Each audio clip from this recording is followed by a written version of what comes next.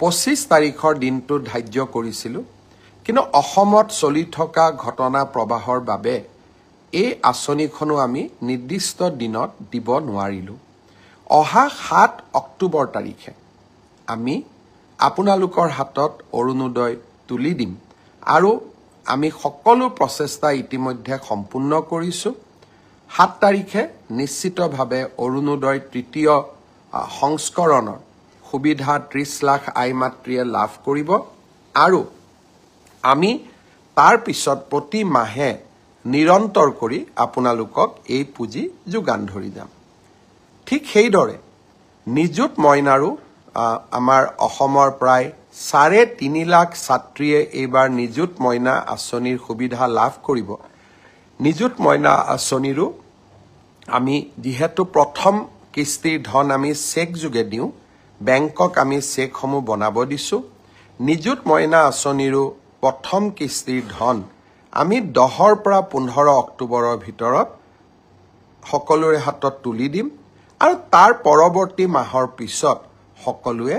Bank যোগে নিযুত মইনা আঁচনিৰ ধন লাভ কৰি থাকিব এডিআৰিৰ ওপৰত আপোনালোকৰ প্ৰশ্ন আছিলে অৰুণোদয়ৰ ওপৰত আপোনালোকৰ প্ৰশ্ন আছিলে নিযুত মইনাৰ ওপৰত আপোনালোকৰ প্ৰশ্ন আছিলে মই চেষ্টা কৰিছিলোঁ যাতে আজি ফেচবুক লাইভৰ জৰিয়তে গোটেইখিনি উত্তৰ দিব পাৰোঁ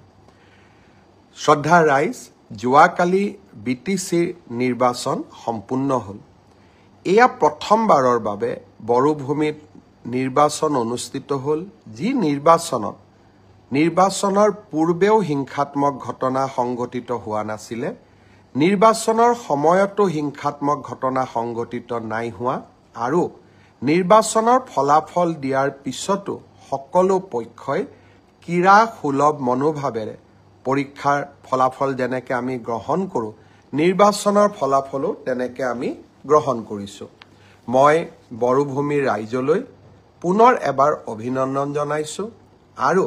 বিপিএফ দলৰ মুৰব্বী হাগ্ৰামা মহিলাৰীক তেখেতৰ বিজয়ৰ বাবে অভিনন্দন জ্ঞাপন কৰিছোঁ ভাৰতীয় জনতা পাৰ্টিয়ে আকাংক্ষিত ফল লাভ কৰিব নোৱাৰিলে আমি 5খন আসনত জয়লাভ কৰিলোঁ আৰু 5খন আসনত আমি 150ৰ পৰা 600 ভোটৰ ব্যৱধানত হাৰিবলগীয়া হ'ল মূল কাৰণ এইটোৱে যে যিদিনাখনে আমি জুবিন গাৰ্গৰ মৃত্যুৰ বাতৰি পালোঁ আমি গোটেইবিলাকে নিৰ্বাচনৰ ৰণক্ষেত্ৰৰ পৰা আঁতৰি আহিলোঁ আৰু জুবিনৰ শৱদেহ পাৰ্থিৱ শৰীৰ গুৱাহাটীলৈ উভতাই অনা পোষ্টমৰ্টেম শ্ৰদ্ধাঞ্জলি আৰু শেষকৃত্য সম্পন্ন কৰ্তব্যৰ তাগিদাত আমি নিৰ্বাচনৰ ৰণভূমি তাতেই এৰি থৈ উভতি আহিলোঁ আকাংক্ষিত ফল লাভ কৰিব নোৱাৰিলোঁ কিন্তু আমি সকলোৱে জানো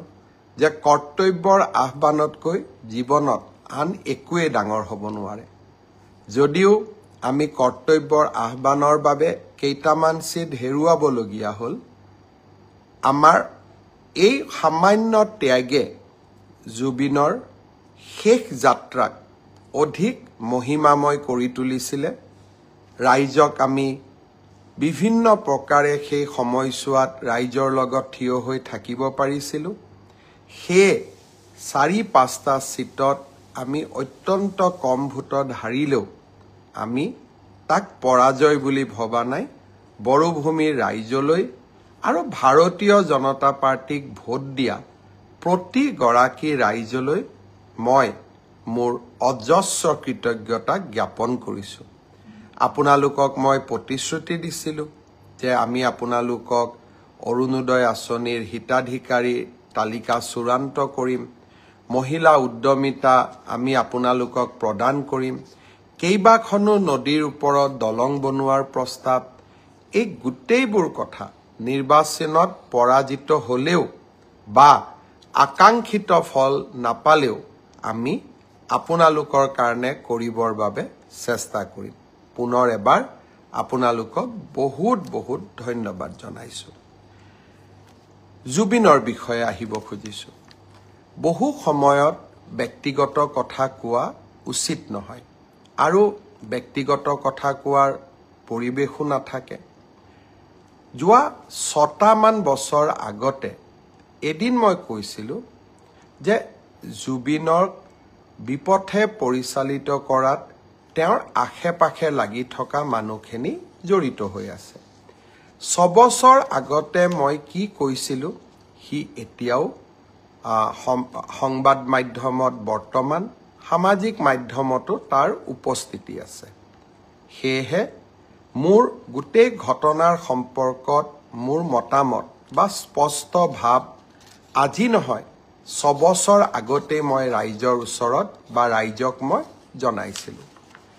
জুবিন আমাৰ জাতীয় সম্পদ। জ্যোতিপ্ৰসাদ আগৰৱালা, বিষ্ণুপ্ৰসাদ ৰাভা আৰু ভূপেন হাজৰিকাৰ সমকক্ষ বুলি জুবিন গাৰ্গক অভিহিত কৰি মই জুবিনৰ সন্মুখত দিয়া এটি ভাষণো সামাজিক মাধ্যমত উপলব্ধ হৈ আছে। জুবিনৰ প্ৰতি মোৰ এক ব্যক্তিগত অভূতপূৰ্ব কৃতজ্ঞতাও আছিলে। মোৰ দেউতা প্ৰয়াত কৈলাশনাথ শৰ্মাৰ গীতৰ সংকলন জুবিনে অতি মৰমেৰে ৰুণজুন নামৰ কেছেটটোৰ জৰিয়তে বাণীবদ্ধ আৰু ভিডিঅ' কৰি মোক উপহাৰ দিছিলে। আৰু সেই গানকেইটাই যথেষ্ট সমাদৰ লাভ কৰিছিল। এজন পুত্ৰ হিচাপে তাতকৈ গৌৰৱৰ কথা একোৱেই নাছিল। আৰু সেয়েহে জুবিনে য'তেই যেনেকে কৰবাত আমি যদি কেতিয়াবা জুবিনৰ যাত্ৰাৰ সংগী হ'বলৈ সুবিধা পাইছিলোঁ, তাক কেতিয়াও মই হাতৰ পৰা ওলাই যাব দিয়া নাছিলোঁ। আজি কোভিডৰ সময়ত মুম্বাইৰ পৰা জুবিনক উভতাই অনা, ডিব্ৰুগড়ৰ পৰা বিশেষ বিমানেৰে নতুন দিল্লীত গ্ৰীণ কৰিডৰ বনাই জুবিনৰ চিকিৎসাৰ ব্যৱস্থা কৰা, জীৱনৰ কেইবাটাও গুৰুত্বপূৰ্ণ অধ্যায়ৰ মই সাক্ষী হৈ থকাৰ সুযোগ পাইছিলোঁ। মোৰ একো কণ্ট্ৰিবিউশ্যন নাছিলে, কিন্তু মই সাক্ষী হৈ থাকিব পাৰিছিলোঁ। সেয়েহে কোনো এজন জুবিন অনুৰাগীতকৈ মই নিজকে কম অনুৰাগী বুলি নাভাবোঁ আৰু বেছি বুলিও নাভাবোঁ, কাৰণ আমি সকলোৱে জুবিনক ভাল পোৱাৰ অধিকাৰ আছে আৰু অধিকাৰ থাকিব। জুবিনক আমি গীত মাত আৰু সংস্কৃতিৰ মাজেৰে আমি সকলো গৌৰৱী অসমীয়াই আমি জীয়াই ৰাখিম। জুবিনৰ ঘটনাৰ ন্যায় লাগে। ৰাইজৰ দৃষ্টিত আৰু বিভিন্ন পুলিচৰ হাতত অহা নথি পত্ৰৰ দৃষ্টিভংগীৰ পৰা